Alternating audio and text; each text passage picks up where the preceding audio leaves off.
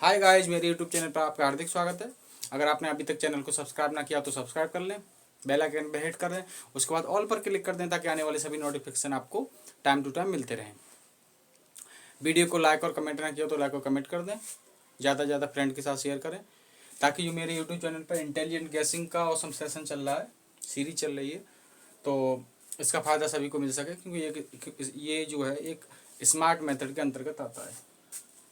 तो क्वेश्चन जो आज मैंने लिया है ये है आपका ग्रेविटेशन चैप्टर का, फिजिक्स का क्वेश्चन, ग्रेविटेशन चैप्टर का क्वेश्चन है।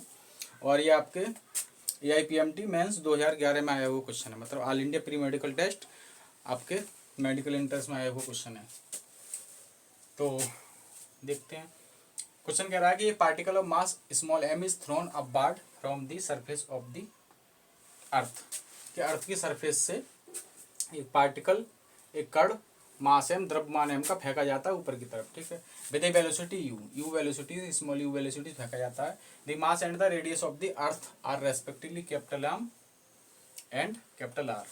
और जो रेडियस ऑफ द अर्थ की रेडियस है, मतलब मास जो है वो कैपिटल M है अर्थ का, और रेडियस क्या है, कैपिटल R है। कह रहा है capital G is the gravitational constant and small g is the acceleration due to gravity on the surface of the earth. Small g क्या है, acceleration due to gravity on the surface of the earth. कह रहा है minimum value of the u, small u की कितनी minimum value, मतलब minimum value हो, मतलब मिनिमम वेलोसिटी की वैल्यू कितनी हो, सो दैट ताकि ये particle does not return back to the earth edge. कह रहा है कि वो पार्टिकल दोबारा से अर्थ पर वापस ना आए। तो देखो, इसको अगर एक्चुअल कंसेप्ट के अकॉर्डिंग देखना चाहें तो आपने थोड़ा थ्योरी के अकॉर्डिंग एक डेरिवेशन भी आता है, सुना होगा कि अगर किसी को एस्केप वेलोसिटी से फेंक दिया जाए, जिसको हिंदी में पलायन वेग कहते हैं, इस एस्केप वेलोसिटी से फेंक दिया जाए तो वो जो है दोबारा से फिर वापस नहीं आती है वो चीज़।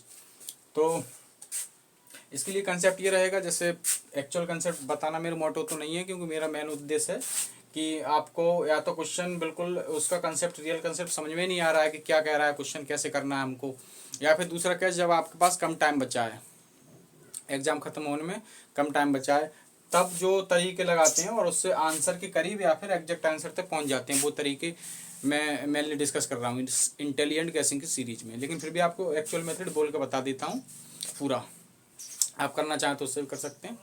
तो इसमें क्या रहेगा, mechanical conservation of mechanical energy लगेगा। जैसे ये अर्थ रही कोई, तो अर्थ की सरफेस से जैसे पार्टिकल फेंका जा रहा है, ठीक, तो इस पॉइंट पर मैकेनिकल एनर्जी मतलब kinetic energy plus conservation energy equal to infinite पर, जहाँ वो फेंक दिया जा रहा है, जहाँ फाइनली पहुँच जाएगा इनफाइनाइट पर, वहाँ पर टोटल एनर्जी मतलब टोटल मैकेनिकल एनर्जी। तो इसमें क्या है कि यहाँ पर काइनेटिक एनर्जी लगाएंगे सरफेस ऑफ द अर्थ पर, तो क्या हो जाएगा, half into m into velocity का स्क्वायर, जो कि उसने दिया u दिया तो u का स्क्वायर, प्लस में क्या होगा, ग्रेविटेशनल पोटेंशियल एनर्जी यहाँ क्या होगी, वो माइनस साइन में होती है ना, नेगेटिव होती है, तो माइनस का capital G into mass of earth capital M दिया है, फिर mass of particle small m दिया है, अपॉन में क्या हो जाएगा, अपॉन में हो जाएगा डिस्टेंस का स्क्वायर। अब ये डिस्टेंस देखो कितनी है, इस पार्टिकल का सेंटर ऑफ अर्थ से डिस्टेंस कितनी है, capital R, radius of earth की तो इक्वल होगी, तो क्या हो जाएगा, G m1 m2 upon R होता है, तो G m1 m2, तो G capital M into small m upon में R square, sorry R square नहीं R, क्योंकि R स्क्वायर कर देंगे तो वो तो फोर्स का फॉर्मूला बन जाता है ना। तो ग्रेविटेशन पोटेंशियल एनर्जी का फॉर्मूला क्या हो जाएगा, माइनस का G M capital M into small m upon में फिर R स्क्वायर, ये लग जाएगा, क्योंकि फॉर्मूला होता है G m1 m2 अपॉन में R, ठीक।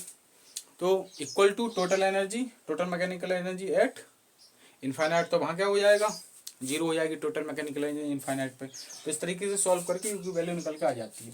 लेकिन अब यहाँ हमको देखना है कि बिना एक्चुअल मेथड हमको पता ही ना हो तब कैसे हम क्वेश्चन को देखो करते हैं।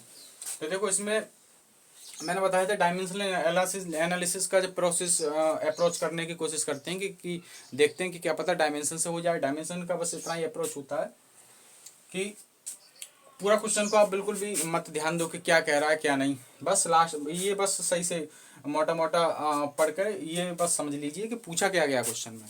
तो क्वेश्चन में पूछा गया है मिनिमम वैल्यू ऑफ यू, मतलब वेलोसिटी की क्या वैल्यू, या वेलोसिटी की डायमेंशन क्या होती है, LT-1, या फिर कह सकते हैं कि यूनिट मात्रक क्या होता है, मीटर पर सेकंड। तो हम यूनिट या मात्रक, मतलब यूनिट या मात्रक या फिर डायमेंशन जो है, यूनिट मात्रक तो एक ही बात हुई, या फिर डायमेंशन हम अगर मैच कर लें तो जिस ऑप्शन में मैच कर रहे हैं उस आंसर के होने की प्रोबेबिलिटी हो जाएगी। तो इसी कंसेप्ट को हम लगाते हैं।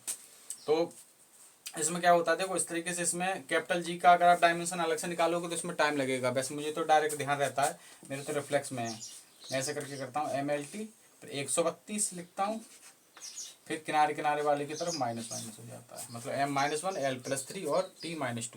तो मुझे तो ये रिफ्लेक्स में रहता है, याद रहता है। इस तरीके से मैंने तरीका बना लिया है। लेकिन आपको देखो यहाँ कोई ज़रूरत भी नहीं है जी की निकालने की, या निकालोगे तो पहले फॉर्मूला लगाओगे, force equal to G M1 M2 upon में R², तो वहाँ से निकालोगे, तो उसकी कोई ज़रूरत भी नहीं है। देखो थोड़ा स्मार्टली काम करते हैं। हम जानते हैं कि स्मॉल g इक्वल टू क्या होता है, कैपिटल G M अपॉन में R², ठीक। तो देखो 2 की तो कोई डायमेंशन होगी नहीं, capital G M upon R², तो ये यही तो लिखा हुआ है, स्मॉल जी ही तो ये लिखी हुई है। इसका मतलब क्या हो गया, अंडर रूट में LT-2, क्योंकि जी की डायमेंशन क्या हो जाएगी, LT-2। अब हमको पता है कि इसको अगर हम स्क्वायर रूट हटाएंगे तो L की पावर क्या हो जाएगा, 1/2 और T की पावर -1। तो ये तो होती नहीं है वेलोसिटी की डायमेंशन, तो ए ऑप्शन तो आपका कैसे भी नहीं होगा। बी ऑप्शन पे आते हैं, ठीक। बी ऑप्शन में कह रहा है अंडर रूट 2GM/R, तो क्या ये होगा, तो देखो 2 की तो कोई डायमेंशन होगी नहीं। अब देखो यहाँ थोड़ा एक स्मार्ट मेथड से करते हैं, इसको पहले की तरह ना GM/R² बना लेते हैं। तो देखो किसी भी चीज़ से अगर नोमिनेटर में डिनोमिनेटर में मतलब अंश और हर में गुणा करते हैं तो वैसा नहीं पड़ता है। तो हम देखो R से इसमें नोमिनेटर में भी गुणा कर लेते हैं और डिनोमिनेटर में भी, मतलब अंश में भी और हर में भी। तो यहाँ R करेंगे तो ये R का स्क्वायर हो जाएगा। अब देखो ये क्या बन गया इतना, इसको स्मॉल जी कह सकते हैं ना।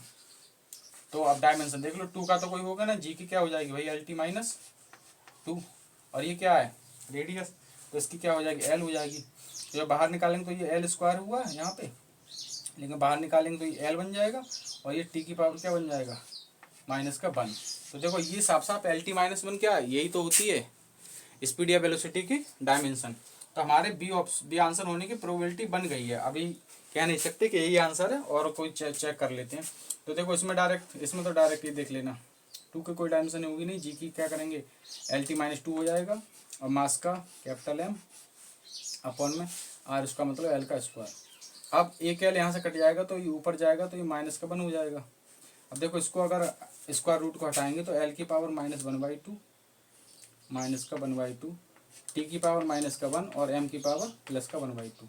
तो हम जानते हैं ये भी नहीं होती है इस वेलोसिटी की डायमेंशन, तो सी ऑप्शन भी आपका नहीं हुआ। अब देखो देखते हैं ये वाला डी वाला, अंडर रूट 2 की तो कोई डायमेंशन होगी नहीं, जी की क्या हो जाएगी LT-2, और R का स्क्वायर मतलब L का स्क्वायर, मतलब यहाँ L का स्क्वायर करेंगे तो L का क्यूब हो जाएगा, क्योंकि L का स्क्वायर यहाँ L ही है।